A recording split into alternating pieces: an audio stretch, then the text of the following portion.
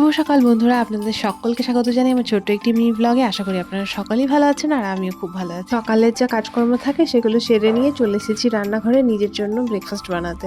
সকাল সকাল বেরিয়ে পড়েছে ডিউটিতে, সে আর আমি একসাথে ব্রেকফাস্ট করতে পারবো না, তো নিজের জন্য আর কি 2-4টা পরোটা বানিয়ে নিচ্ছি আর বানাবো হচ্ছে চিনি রুটি। ছোটবেলায় অনেক খেতাম, তো সেই শখটা রয়েই গেছে, মাঝে মধ্যে খেয়ে থাকি। আমার কিন্তু ভীষণ ভালো লাগে চিনি রুটি খেতে। আপনারা কারা কারা ভালোবাসেন কমেন্টে অবশ্যই জানান। কর্ম যতই থাক না কেন, সকালে যতই দেরি করে উঠি না কেন, সকালের ব্রেকফাস্টটা কিন্তু আমি ঠিক বানিয়ে খাই, কারণ আমার সকালবেলা খাওয়ারটা লাগেই। ছোটবেলা থেকে অভ্যাস, আর আমাদের বাড়িতে খুব সময় মেনটেন করে খাওয়া দাওয়া করা হতো, তো সেই অভ্যাসটাই রয়ে গেছে। কি বলুন তো, মানুষের শরীরের যত রোগ জ্বালা এই খাওয়া দাওয়া থেকেই।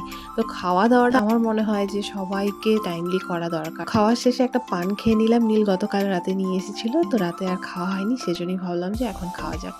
এখন চলে এসেছি ছাদে, অনেকগুলো সিম ধরেছে, সিমগুলো পেড়ে নিতে হবে। আজ সিমের তরকারি রান্না করব। সিমের তরকারি বলুন, ভাজা, সিদ্ধ, আমার খুবই পছন্দ, খুব ভালো লাগে। আর এই সিমগুলো কিন্তু খেতে খুব টেস্টি হয়।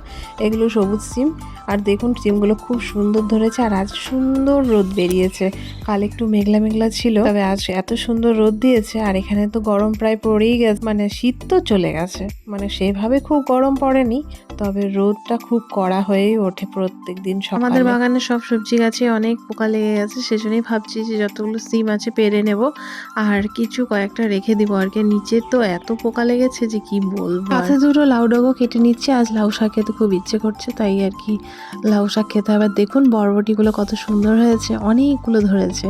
তো পাশের বাড়ির যে দিদি আছে তাকেও আর কি কিছুটা দিয়ে দেবো। তা এতগুলো সবজি তো আমরা দুজনে খেয়ে শেষ দিতে পারবো না, তাছাড়া আমরা সব সবজি প্রায় সবাইকে দিয়েই খাই, নীল তার কলিগদেরকেও দিয়ে আসে। এখন স্নান টান করে পুজো দিয়ে চলে যাব হচ্ছে রান্না করতে, আর নীলেও চলে আসবে খাওয়া দাওয়া করে, সে আবার ডিউটি যাবে। এই জন্য সকালবেলাটা এত রান্নার তাড়া থাকে, এত তাড়াহুড়ার মধ্যে না রান্না করব না ভিডিও করব সেটা হয়ে ওঠে না, এই জন্য প্রত্যেকদিন ভিডিও দিতে পারি না আর কি।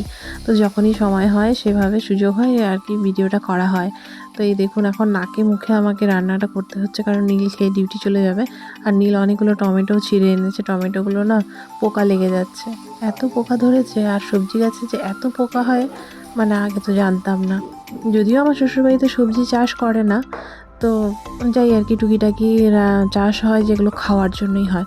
তো নীলকে খেতে দিয়ে দিয়েছিলাম, সে খেয়ে চলে গেছে, এখন আমার পালা। আমি ঠাকুরকে খেতে দিয়ে তারপরে এখন বসেছি খাওয়া দাওয়া করতে। এই যে হচ্ছে স্যালাড, কাঁচকলা ভাজা, সিম ভাজা, লাউ শাক, আর হচ্ছে বরবটি আলু তরকারি করেছি। তো এটাই হচ্ছে আজকের মেনু। চলুন সবাই ভালো থাকবেন, আবারও চলে আসবো নতুন একটি মিনি ব্লগ নিয়ে। আর ব্লগটি কেমন লাগলো কমেন্টে অবশ্যই জানাবেন। আজকের মতো টাটা।